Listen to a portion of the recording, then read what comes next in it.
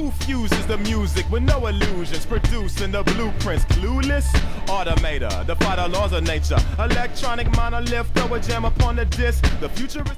What's going on, guys? What I want to do in this video is throw a whole bunch of information out there by answering the question, what I would do if I had cancer. And the inspiration for this video comes from none other than a man named Jason Christoff, who, if you don't follow him on Facebook, go do it, because Jason Christoff posts a ton of good information about pretty much everything, much like I try to do. And one of the articles that he posted was written on his website, and he wrote the steps he would take if he had cancer. And I'm basically taking that and putting my own spin on it and putting it into a video format. So what I'm going to do here is give you 6 reasons or 6 things that I would do if I found out that I had cancer. And first of all, I would watch The Truth About Cancer and study Gerson's therapy. And The Truth About Cancer is a 9-part documentary series that was made by Ty Bollinger, and it is the best. You can't even call it a documentary because it's literally like 10 to 15 hours of just information being thrown at you, and it's amazing. So The Truth About Cancer, I would go watch that. First thing. Second thing, I would study Gerson's therapy. The Gerson therapy was made by a man named Dr. Max Gerson, who was a world-renowned doctor in the early to mid-1900s, and he created what was called the Gerson therapy, and it was a purely food and juice-based diet. So it was a completely whole food-based diet with various detoxification protocols that had a fantastic success rate at helping people reverse and deal with their cancers. So the reason I specifically like the Gerson therapy so much is because his understanding of not only human nutrition in the human body, but the soil itself and ecosystem health is awesome. And it gives you a whole holistic understanding of not only human, but earth health.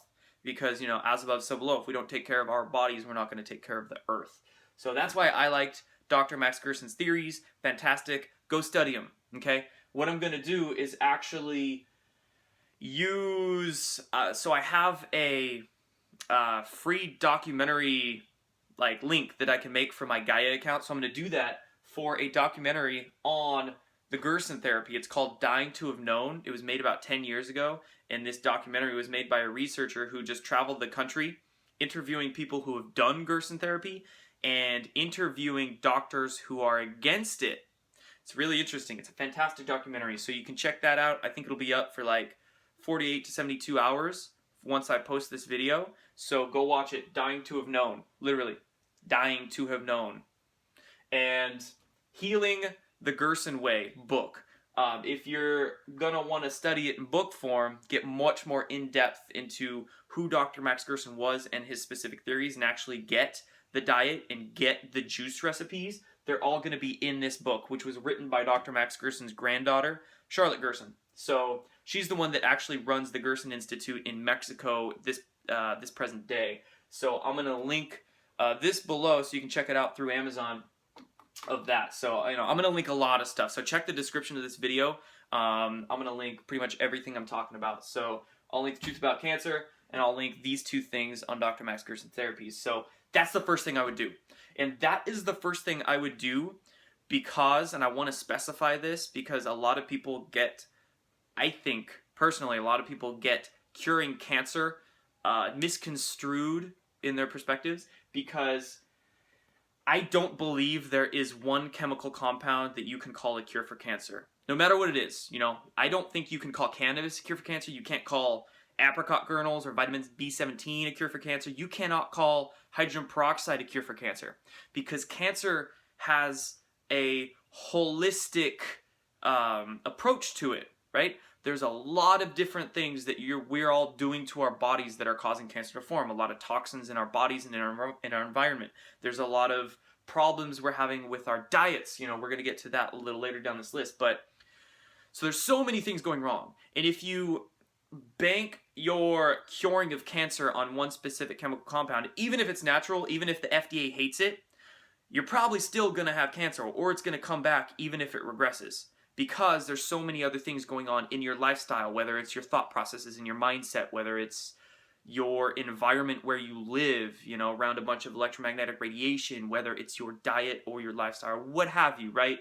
So the reason I suggest these things first is because I always say the cure for cancer is consciousness, is understanding. It's understanding what's going to work best for you, what you're doing in your life that's fostering the growth of cancer, and, you know, there's a whole bunch of other things. So information is the most crucial thing, and these two things, The Truth About Cancer and Dr. Max Gerson's ideologies, are hands down, in my opinion, the best things, the best forms of consciousness that you can boost yourself with to handle cancer. So number one, do those things. Number two, actually, even if you don't have cancer, do those things anyway. My suggestion. Number two, size the tumor and resist the whole cut, poison, burn medical system that we have. So you do want to go into doctors to get the tumor sized and get scans done. Absolutely, right? And this is a big, also another thing where people don't necessarily critically think, in my opinion, is that when they say, you know, oh, you know, the medical system sucks, people think the whole medical system sucks. But when it comes to advances in modern medicine, there's a lot of things that absolutely help us. Emergency medicine, fantastic. We need that, right? When it comes to getting MRIs and CAT scans and things like that done to see what's going on internally, fantastic, do that. But when you start getting into the procedures is when the whole bullshit of modern Rockefeller-based medicine starts to come into play. So size the tumor, right? And if it's causing pain and pressing on organs, or it is of detriment to your physical body, then I may say that getting it surgically removed would be beneficial. But in most cases, I would not say that getting it cut out is beneficial. And obviously, getting it poisoned out by chemotherapy or burned out by radiation is not beneficial and not what you want to do. Now, in regards to the cut thing, before we move on, I have had personal experience. I've just personally witnessed this. A woman with stage 4 cancer, who doctors literally told her, if we don't cut your ovaries out, you're going to die within months. She got her tumor sized and resisted the cut, poison, burn. She actually resisted all three. And she did the Gerson therapy with some other things, and she got rid of her cancer. You know, I was direct witness to this. So that's why I say, in most cases, cutting is not necessary, only if you're in pain or, you know, there's some kind of physical reason in which you need to. But not necessary. Now, number three, apply a highly alkalized and oxygenated diet plus juicing and appropriate supplements. So this is if you research Gerson's therapies, it kind of goes hand in hand with the alkalizing and oxygenation diet. Basically what this is, there's a lot of juicing recipes you can find from the Gerson therapy, which you can find in this book here. But pretty much everybody that starts to begin to study natural health in regards to cancer knows this, but I'm just reiterating it. You know, Dr. Otto Warburg won the Nobel Prize in the 30s for finding that when cancer thrives, that goes hand in hand with an acidic environment. So if we keep our bodies more alkaline, cancer thus will not grow, will not spread. So highly alkalized, a lot of greens, a lot of chlorophyll, a lot of oxygenation in your diet. Also, we'll get into the holistic lifestyle principles down here, but breathing, just getting oxygen into your body, period, not only through diet but through breathing, will help. And then juicing. Juicing, remember when you juice, you want to make sure it's organic, because if you juice non-organic foods, you're also going to concentrate the pesticides along with the nutrients, so make it organic. And make your juices, you want to get a very high quality juicer. You want to get what's called a masticating juicer instead of a centrifugal juicer. Centrifugal juicers you can find at most stores. They're usually pretty cheap, under 100 to 150 bucks, but they spin really fast. And because they spin so fast at a high RPM, that can break down the enzyme content and the antioxidants in the juice or in the food that you're juicing. So you want to get a slower RPM. That's what I have. I have an Omega juicer. So Omega juicers are great because they have a slower RPM and they won't break down some of the needed nutrients in the food. So I will link the Omega juicer that I use also down below in this video. That's going to run you a little more expensive. It's about $350, but I've had this thing literally for about 5 years. It's not broken on me at all, no issues with it, and I use it constantly. Fantastic stuff. So the money's worth it, trust me. And then appropriate supplements. And I just want to plug in a couple things down here as well. 2 supplements that I would highly suggest that would be great for alkalizing the body and really priming your immune system. One is a supplement called Elite Green Protein by Health Force. Health Force is probably my favorite supplement company, hands down. And these technically aren't even supplements. They're whole foods that are just in a little container that you would call a supplement. So the Elite Green Protein by Health Force, it's a blend of spirulina and chlorella, which are pretty much the greenest foods you could literally put in your body. They're some of the highest chlorophyll content foods on the planet, and so that means high alkalinity. And chlorella is also very detoxifying. There's a ton of antioxidants in them, so look into that. I won't get too far into it here. I take it all the time. And then turkey tail mushroom by a company called Host Defense. So mushrooms, medicinal mushrooms specifically, not the kinds that are going to make you see pretty colors, but medicinal mushrooms specifically are some of the best things on a planet to help strengthen the human immune system.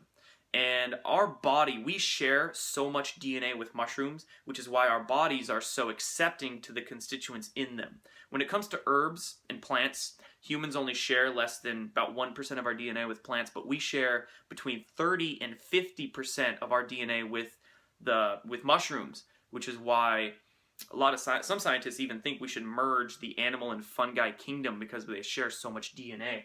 But because our bodies are so accepting of them, they strengthen our bodies so well. And pretty much all medicinal mushrooms strengthen our immune systems. But turkey tail, it's called turkey tail.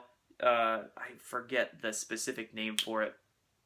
But turkey tail mushroom specifically helps extremely well with your immune system and with detoxifying your liver. So I will drop a TED Talk in the link down below by a man named Paul Stamets. Paul Stamets is like the world-renowned mushroom researcher. He's the best mycologist on the planet.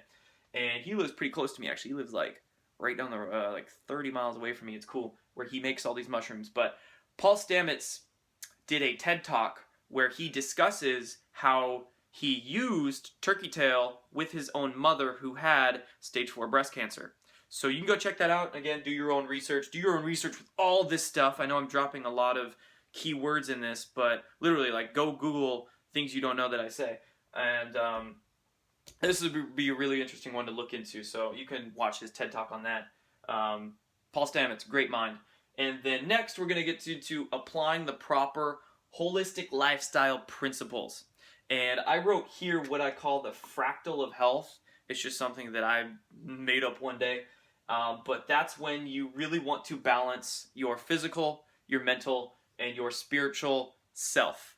And I could literally talk about this for days, which actually I will. I'm planning on making a video series on my thoughts on holistic health and holistic principles, but basically, think of I did a video, I think in the last few weeks, on the 6 pillars of health. You can just go reference that one, where I give you a snapshot into my thoughts and all of that. But, balance your breathing, balance your exercise, your sleep habits, your circadian rhythms, right? Make sure you're sleeping well, make sure you're away from the electromagnetic radiation, make sure you're getting your diet in gear, make sure you're getting your hydration in gear, make sure you're getting your thought processes balanced. So there are so many different things you need to look at in regards to this. But again, like I mentioned up here, cancer is the result of a dis-ease. You're out of balance. You're out of dis-ease. That's why I said it like that, because you're at you're not eased. You're having some imbalance somewhere. So getting yourself back into balance is the most crucial thing. If you're at a job you hate that's literally spiritually draining you, or in a relationship that's spiritually draining you, maybe that's one of the things that's leading to that cancer growth the most, right? A lot of people, they think that cancer, or I should say, our Western medical system, our Western education system these days tells us that cancer is genetic, which is true, but they don't specify. Our genes getting out of balance is our own fault, right? It's not some magic happenstance that just occurs. We throw our genes out of functioning properly because of the toxins we put in our body and bad foods and our negative thought processes and getting spiritually drained in bad environments, okay? So this is epigenetics. This is getting out of that victimized mindset with our genes and getting back into us having the power and having control over our own destiny. You know, it's very possible. It just requires a consciousness shift. And that's the thing. So apply the proper holistic lifestyle principles, or get yourself out of shitty situations to help your genes begin functioning as they should again, right? To have the proper genetic expression, as they call it. So there's that one. And then next, continue studying cancertutor.com. This is one of my favorite websites I've ever found on alternative health. We could call health truth about cancer, which is cancertutor.com, which you can find a lot of these things that I've discussed earlier. You can find articles on there about. They have articles about Grierson therapy. The Truth About Cancer docuseries that I'll link has also been discussed on there, so lots of stuff. Go check that website out. I'll drop it down below. And then lastly, inform yourself of vibrational therapies. And I have Rife here.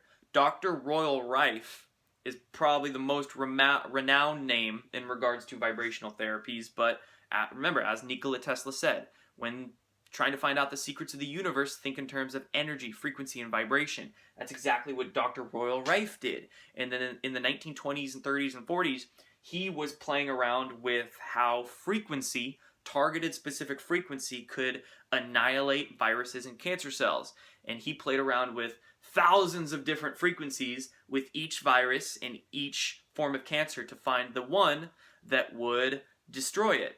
And you know, a lot of people are getting in and understanding this whole process of us being beings of frequency and getting into the ideas of killing pathogens with frequencies. It's very possible. So again, inform yourself. As I said, the cure for cancer is consciousness and understanding and information. Inform yourself of Dr. Royal Rife, his ideas, and then again, he was another doctor that was finding out what's really going on and trying to help people without expensive cut, poison, burn therapies. So the AMA and the FDA did not like him, as they did not like Dr. Max Gerson. So both of these guys were pretty screwed by the American Medical Mafia Association, or the Fraud and Death Administration, as I call them. So inform yourself of Dr. Royal Rife, his theories, his story, and much more about the energetic nature of disease and how you can handle it there. So there you go, guys. There is 6 steps that I would take if I personally found out that I had cancer. And even if you don't have cancer, this information is just gold anyway, because you can pass this along to people who you do know who might have just found out that they have cancer. And there's a lot of suffering on this planet, especially suffering because of disease that is unnecessary. So there you go, guys. It's all about just sharing information, sharing consciousness, and getting rid of that fear and getting rid of that suffering. Done.